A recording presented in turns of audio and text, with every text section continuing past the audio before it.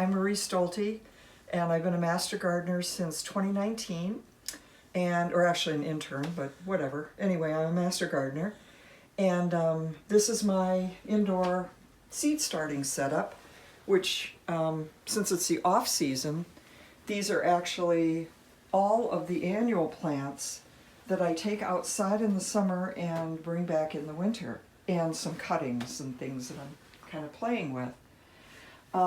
I started my seed starting with one of these IKEA shelves that was just repurposed. We had used it downstairs in the basement for something, and I bought 2 of the 4 bulb LEDs, and it's a perfect size for a seed tray. So the seedlings start quite nicely here. I've grown, these are some coneflowers that mistakenly propagated before they were supposed to, and so I brought them indoors this fall. And I also have some sedum that it's normally an outdoor sedum. They live outdoors all winter, but I brought them in just for something a little different to look at. This is how I started, with just these 2 sets of lights and a tray of seedlings.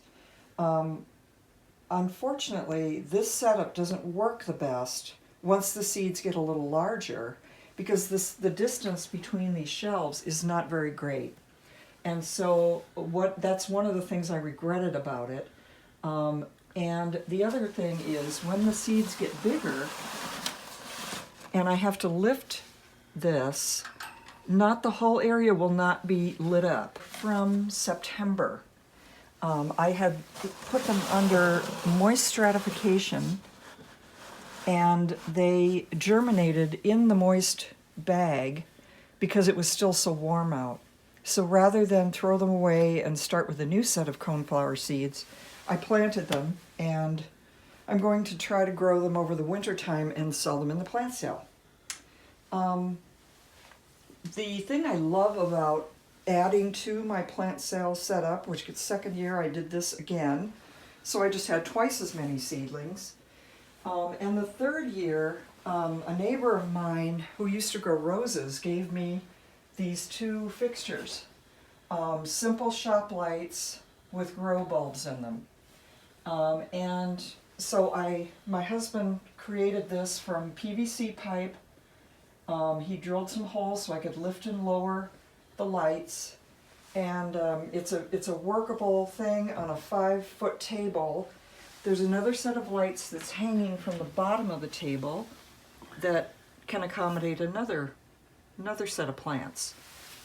What I love about this setup is that it's letting me bring all of my annuals indoors to keep over the winter. So all of my Rex Begonias, which are a special favorite, coleus, plus my houseplants.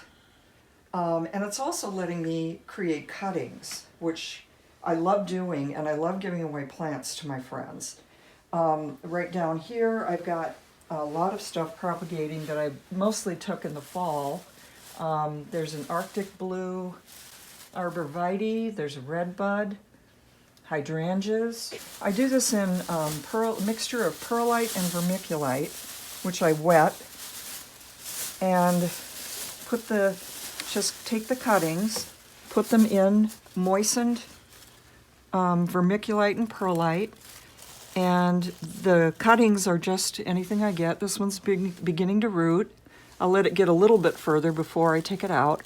And when it's encased in this plastic bag, and it's on a heating pad, which you can barely see down below here, junipers do require some heat to propagate. So my hope is that I will have several more of these in the spring. I will pot them once they've been rooted in these containers.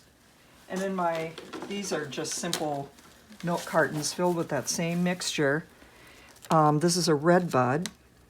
I don't know if this one is going to work. I've never tried that before.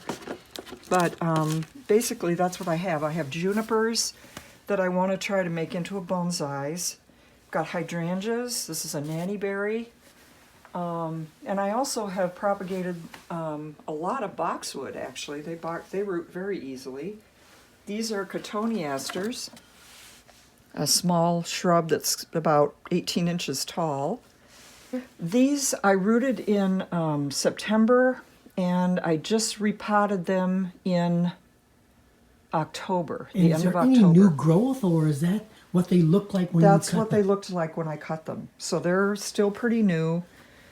This is new growth down here. I think that's what they probably do, is start pushing up growth from the bottom.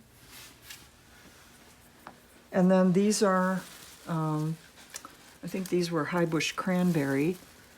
And these are some plants that I'm going to sell at the plant sale as well. Begonia Leaves. This is just seed starter mix that's moistened. And you make little cuts on the leaf, and this right here is a new plant, that little tiny thing right there. They are the most adorable babies you'll ever see in a plant. I had 2 other leaves in here, but they have rotted. Sometimes that happens. This is one way you can propagate them. You basically cut a vein, and where you cut a vein, a new plant will emerge. This one was not in the right spot. I don't know why I did that. But you have to hold the dirt firmly, or the leaf firmly to the dirt, which is why the pins are there. This is actually a Rex begonia, okay? And yet the other day, this was in water, and it had rooted.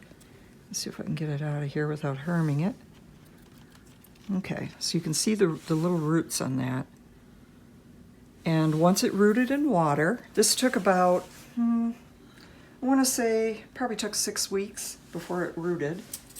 And once it roots, you can just put in normal dirt and pot it up like it's a house plant, and you can make all kinds of them from one plant. I do this in the fall with my Rex begonias. Some of the Rexes will propagate in water. They will, that is to say, they will root. They will root in water. This particular kind, which I think it's a polka dot. I can't remember if that's the name of it, but this one does root in water. This is another kind of dragonwing begonia, and it does not root in water. That has to go, you take cuttings from the end, you take off all the leaves, and you get it down by a node, which is where this is a node, but it looks like that down here. You cut just below that, and that's where the roots will come from. You just keep this, this is in a variety of things. I've got one set that's in seedless soil mix, the kind that you start seeds in. Then I've got the vermiculite perlite mix again up here. And so I'm trying it in both and trying to see if there's any difference in the rooting capability. But these dragonwing begonias are beautiful, and they get quite large. The ones that I had were about this tall. The problem is that they get very leggy, like this one. And when you cut them back down, they start forming new leaves out of the bottom, which is what kind of I'm hoping will happen over here on these. That's where all of the dragon wings that I'm rooting, where they all came from, were these couple of plants.